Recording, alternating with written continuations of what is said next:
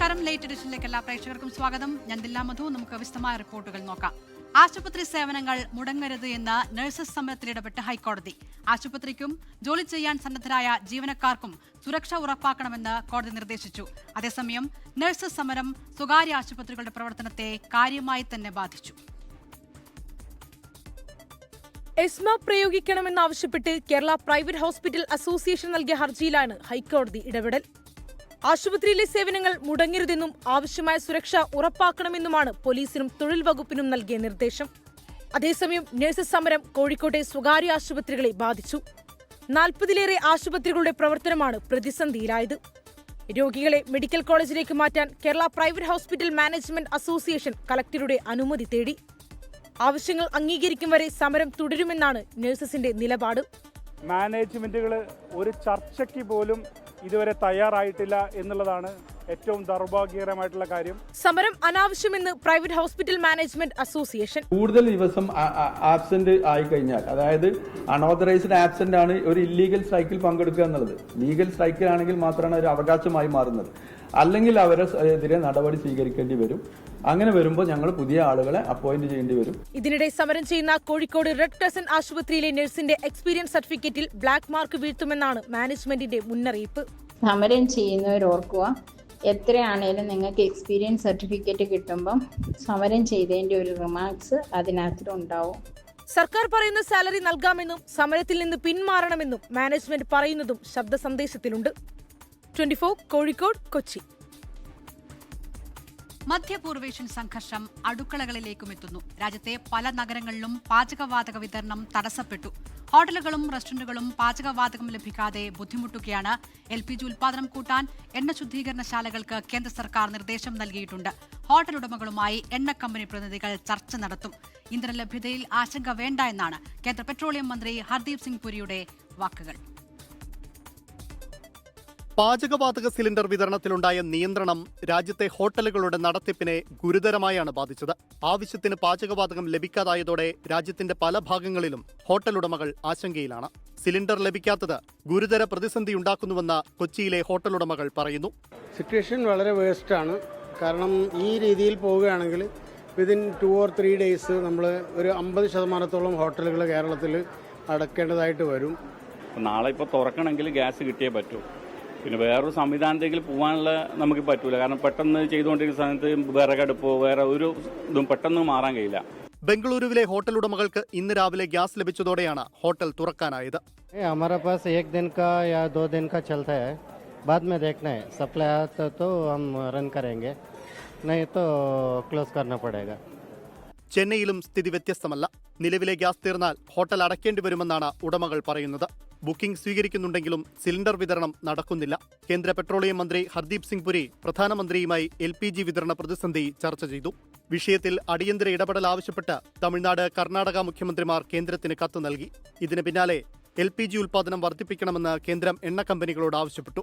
എണ്ണ കമ്പനികളുടെ പ്രതിനിധി സംഘം വിവിധ ഹോട്ടൽ ആൻഡ് റെസ്റ്റോറന്റ് അസോസിയേഷൻ പ്രതിനിധികളുമായി ചർച്ച നടത്തും. വിവിധ ബ്യൂറോകൾക്കൊപ്പം 24 ബംഗളൂരു.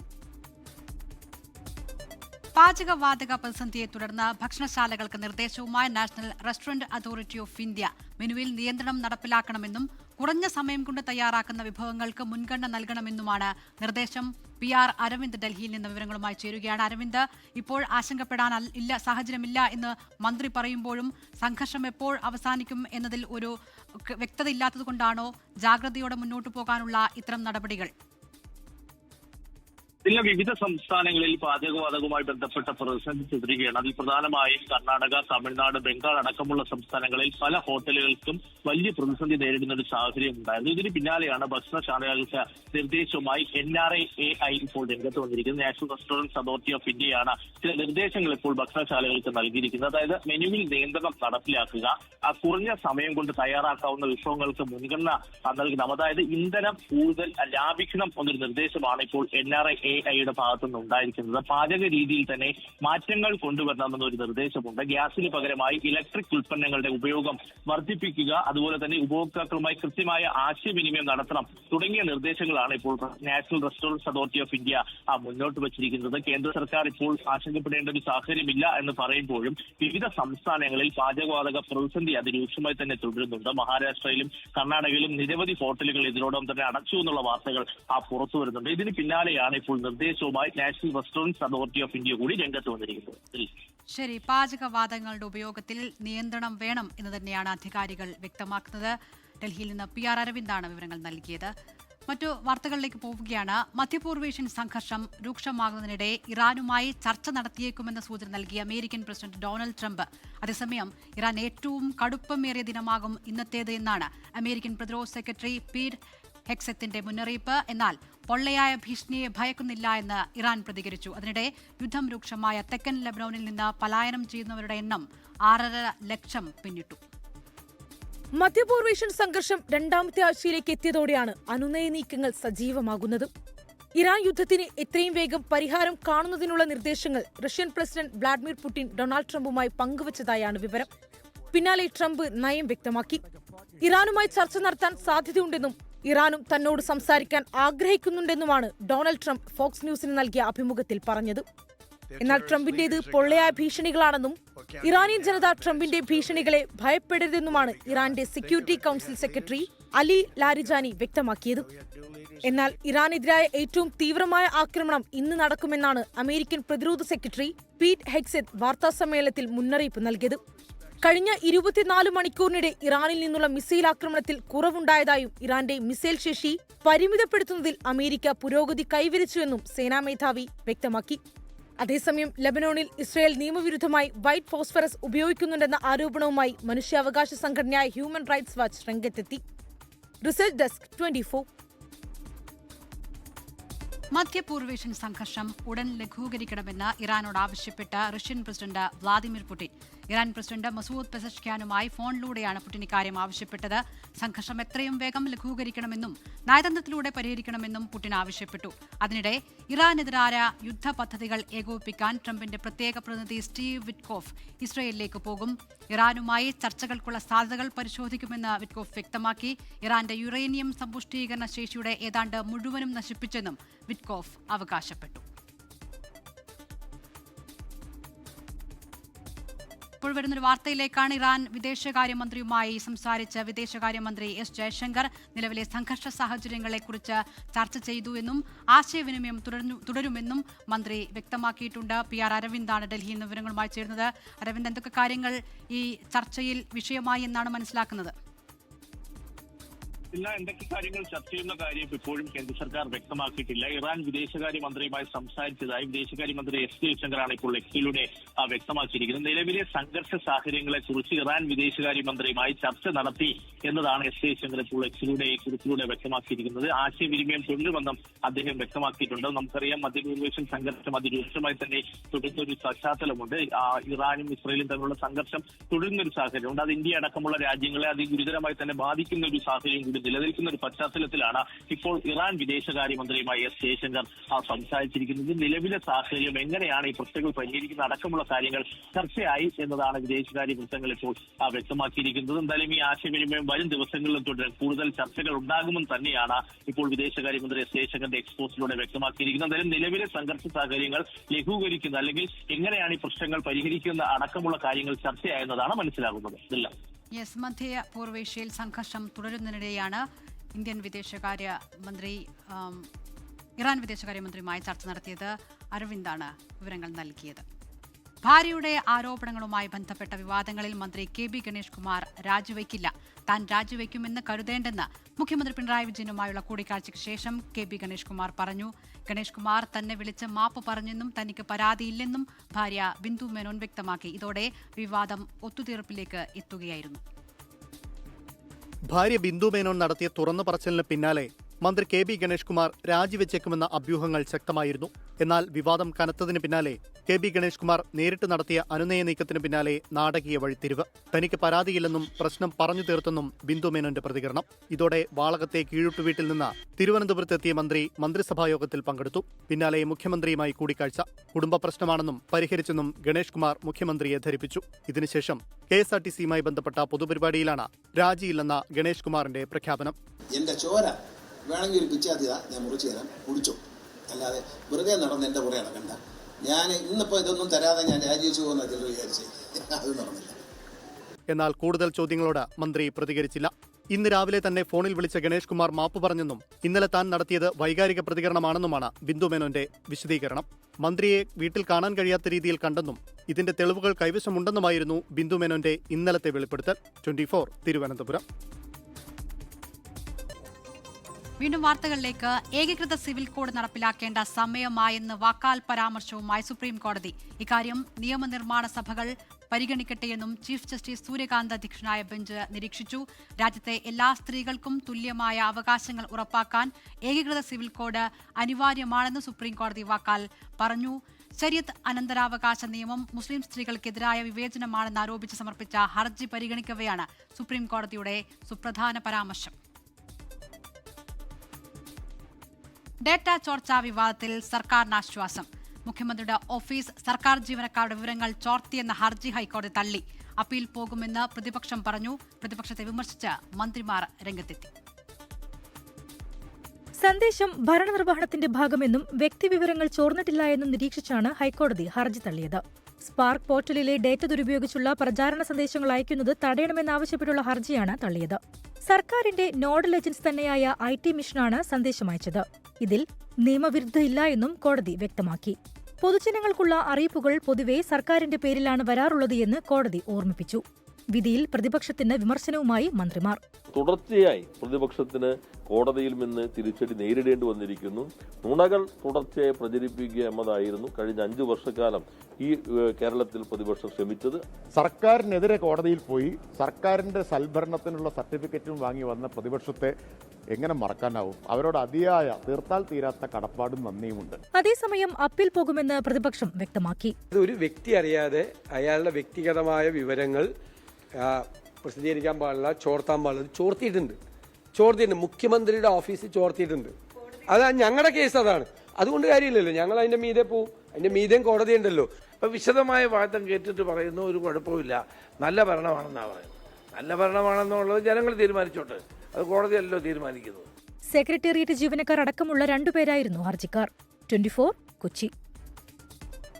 സ്പീക്കർ ഓം ബിർളയ്ക്കെതിരായ പ്രതിപക്ഷത്തിന്റെ അവിശ്വാസ പ്രമേയത്തിൽ ലോക്സഭയിൽ ചർച്ച തുടരുന്നു.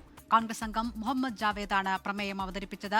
ആഭ്യന്തരമന്ത്രി അമിത്ഷാ നാളെ വൈകിട്ട് 5 മണിക്ക് മറുപടി പറയും. പ്രമേയം പരിഗണിക്കാൻ ഡെപ്യൂട്ടി സ്പീക്കർ ഇല്ലാത്തതിന്റെ പേരിൽ ഭരണപ്രതിപക്ഷ തർക്കമുണ്ടായി. സ്പീക്കർ അക്ഷമമായാണ് പെരുമാറിയതെന്നും ഭരണപക്ഷ അനുകൂല നിലപാട് എടുക്കാത്ത ഏതെങ്കിലും ഒരു സ്പീക്കറുടെ പേര് പറയാമോ എന്നും കേന്ദ്ര പാർലമെന്ററി കാര്യമന്ത്രി കിരൺ റിജിജു പ്രതിപക്ഷത്തെ വെല്ലുവിളിച്ചു. കഴിഞ്ഞ 12 വർഷത്തിനുള്ളിൽ കേന്ദ്ര സർക്കാരിന് മുന്നിൽ മുട്ടുമടക്കാത്ത ഒരേയൊരു നേതാവാണ് രാഹുൽ ഗാന്ധിയെന്നും രാഹുൽ പറയുന്ന സത്യങ്ങൾ സർക്കാരിന് ദഹിക്കുന്നില്ല എന്നും പ്രിയങ്ക ഗാന്ധിയും പറഞ്ഞു.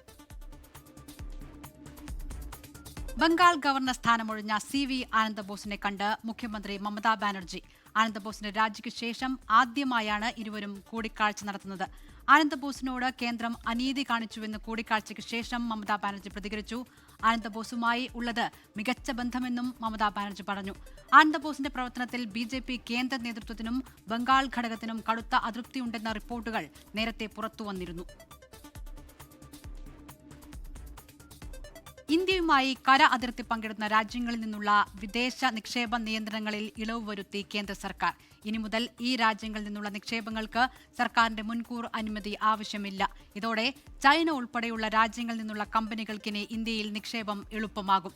കേന്ദ്ര മന്ത്രിസഭാ യോഗത്തിലാണ് FDI നിയമങ്ങൾ പരിഷ്കരിക്കാനുള്ള തീരുമാനത്തിന്റെ അംഗീകാരം നൽകിയത്.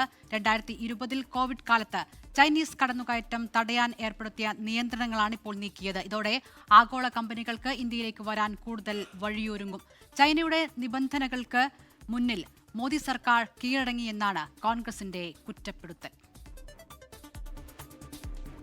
കോഴിക്കോട് പന്തീരാങ്കാവിൽ റോഡിൽ പരന്നൊഴുകിയ ടാറിൽ കുടുങ്ങി തെരുവു നായ്ക്കുട്ടിയടക്കം 9 തെരുവു നായ്ക്കളുടെ ദേഹത്താണ് ടാർ പറ്റിപ്പിടിച്ചത്.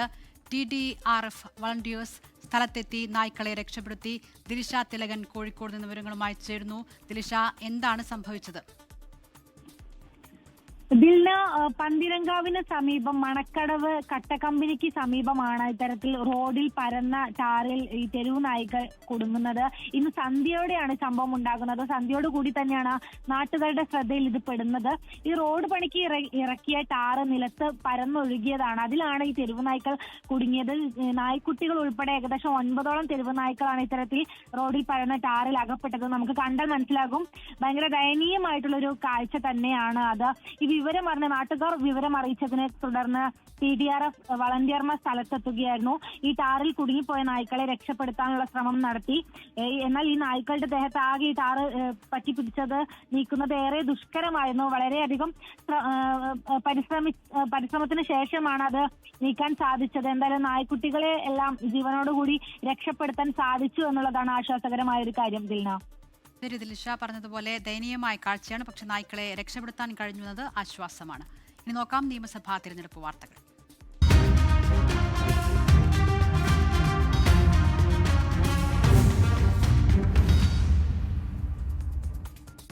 പുതിയ തിരഞ്ഞെടുപ്പ് പ്രചാരണ വാചകവുമായി LDF. മറ്റാരുണ്ട് LDF അല്ലാതെ എന്നതാണ് പരസ്യവാചകം. CPIM ഫേസ്ബുക്ക് പേജ് വഴിയാണ് പരസ്യവാചകം പുറത്തിറക്കിയത്. 10 വർഷം മുടങ്ങാതെ റേഷൻ നൽകാൻ മറ്റാരുണ്ട് LDF അല്ലാതെ, എല്ലാവർക്കും മുടങ്ങാതെ അന്നം നൽകാൻ മറ്റാരുണ്ട് LDF അല്ലാതെ തുടങ്ങിയവയാണ് പോസ്റ്ററിന്റെ ഉള്ളടക്കം. എലത്തൂർ മണ്ഡലത്തിലെ സ്ഥാനാർത്ഥിയെ തീരുമാനിക്കുന്നതിനായി NCP സംസ്ഥാന നേതൃത്വം നാളെ ഡൽഹിക്ക്. ദേശീയ വർക്കിംഗ് പ്രസിഡന്റ് PC ചാക്കോയും സംസ്ഥാന അധ്യക്ഷൻ തോമസ് K തോമസുമാണ് ഡൽഹിക്ക് പോകുന്നത്. സീറ്റ് തർക്കം ഇന്നലെ മുഖ്യമന്ത്രിയെയും അറിയിച്ചിരുന്നു. സ്ഥാനാർത്ഥി പട്ടികയ്ക്ക് അന്തിമ രൂപം നൽകുന്നതിനായി CPIM സംസ്ഥാന സെക്രട്ടേറിയറ്റ് യോഗം വെള്ളിയാഴ്ച ചേരും. മന്ത്രി AK ശശീന്ദ്രന്റെ സിറ്റിംഗ് മണ്ഡലമായ എലത്തൂരിൽ തർക്കമുടലത്തിനെ തുടർന്ന് തീരുമാനം NCPയുടെ ദേശീയ നേതൃത്വത്തിന് വിട്ടിരുന്നു. ഇന്നലെ ചേർന്ന സംസ്ഥാന ഇലക്ഷൻ കമ്മിറ്റി യോഗത്തിലായിരുന്നു തീരുമാനം. ഇതനുസരിച്ച് NCP ദേശീയ നേതാവ് സുപ്രിയ സുലയെ കാണുന്നതിന് വേണ്ടിയാണ് PC ചാക്കോയും സംസ്ഥാന അധ്യക്ഷൻ തോമസ് K തോമസും നാളെ ഡൽഹിയിലെത്തുന്നത്. എലത്തൂരിലേക്ക് AK ശശീന്ദ്രൻ, മുക്കം മുഹമ്മദ്, PM സുരേഷ് ബാബു എന്നിവരടങ്ങുന്ന പട്ടിക ദേശീയ നേതൃത്വത്തിന് കൈമാറും.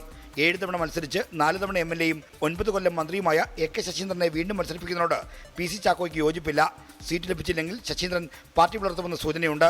എലത്തൂരിലെ സീറ്റ് തർക്കം ധരിപ്പിക്കുന്നതിനായി തോമസ് K തോമസ് ഇന്നലെ മുഖ്യമന്ത്രിയെ കണ്ടിരുന്നു. സ്ഥാനാർത്ഥി നിർണയത്തിൽ ഇടപെടില്ലെന്ന് മുഖ്യമന്ത്രി അറിയിച്ചതായാണ് പാർട്ടി നേതൃത്വം പറയുന്നത്.